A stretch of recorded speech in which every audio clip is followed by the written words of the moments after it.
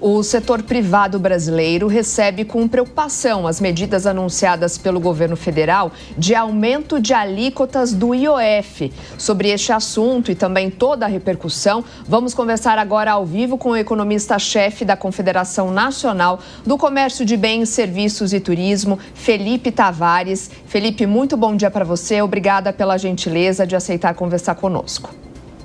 Bom dia, Soraya. É um prazer. Felipe, queria, para começar essa nossa entrevista, que você trouxesse para a gente qual o impacto direto desse aumento do IOF, para toda a cadeia de comércio, de bens, serviços e também turismo. O impacto do aumento do IOF, ele é muito transversal, porque, na verdade, você vai afetar todas as operações de crédito, operações financeiras e fluxo de capitais no Brasil. Então, tudo vai encarecer.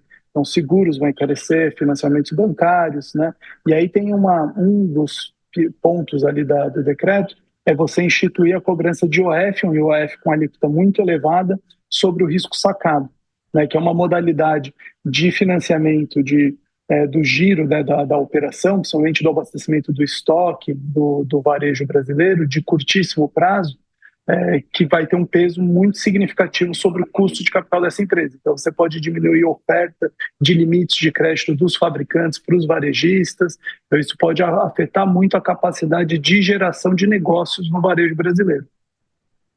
Ô Felipe, a gente teve ontem uma reunião à noite, com os presidentes de Câmara e Senado, mais o ministro da Fazenda, Fernando Haddad, e esses presidentes do Congresso acabaram pedindo medidas estruturantes para que a gente possa ter orçamentos mais equilibrados daqui para frente no Brasil. Como é que vocês veem esse tipo de reivindicação? Passa por aí exatamente a gente ter uma previsibilidade e, quem sabe, também uma redução de tributos e não ter aumentos pontuais? O que é que poderia, de algum modo, construir aí um desenho institucional mais benéfico para a economia brasileira? A resposta é simples, mas não é simplória de ser executada, Simplesmente tem que diminuir o gasto público, Hoje, com essa pressão do fiscal e sempre está todo ano dobrando a aposta, em cima no estímulo fiscal e no gasto público, está fazendo que o governo tenha que recorrer a fontes de receitas, às vezes não muito bem pensadas, como foi esse caso agora do IOF, usar um imposto de natureza regulatória para fins arrecadatórios.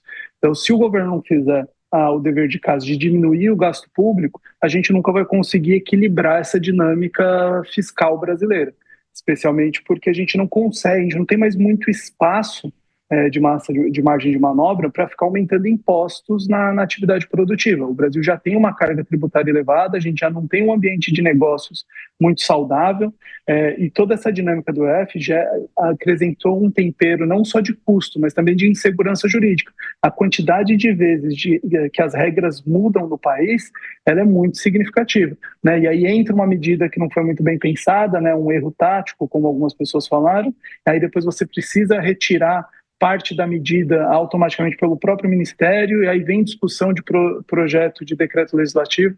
Então, isso inflama toda a nossa estrutura de custos do setor produtivo, Então, piora a nossa competitividade. Felipe, vou trazer para essa conversa também os nossos comentaristas, começando pela pergunta de Deise Ciocari. Oi, Felipe, bom dia. Felipe, o aumento do IOF ele foi apresentado como algo provisório, Mas a gente sabe que quando se trata de imposto, nem sempre é tão rápido assim, tão provisório assim. A minha pergunta é quem é que vai pagar essa conta? E eu queria saber se esse aumento do IOF ele também não acaba penalizando justamente aquela população que precisa do crédito no dia a dia.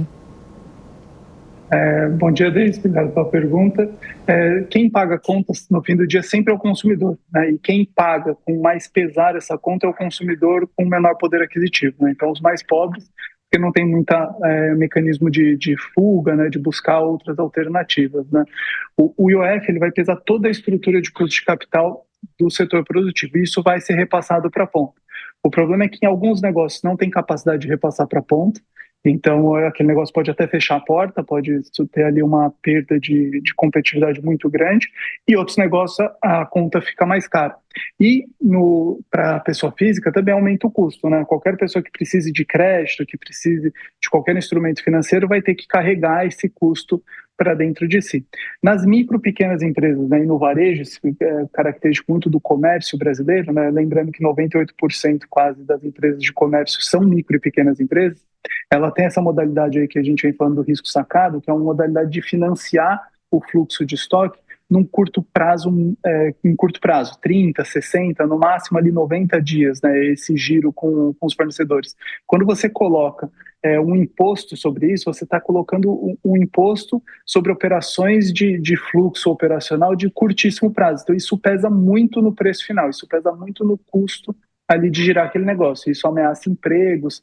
Então a gente tem uma fórmula muito negativa para a competitividade brasileira, principalmente para as pequenas empresas. José Maria Trindade.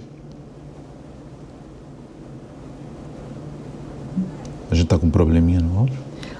Acho que a gente não está ouvindo, né? A pergunta do Zé? Eu não estou ouvindo. Tá certo.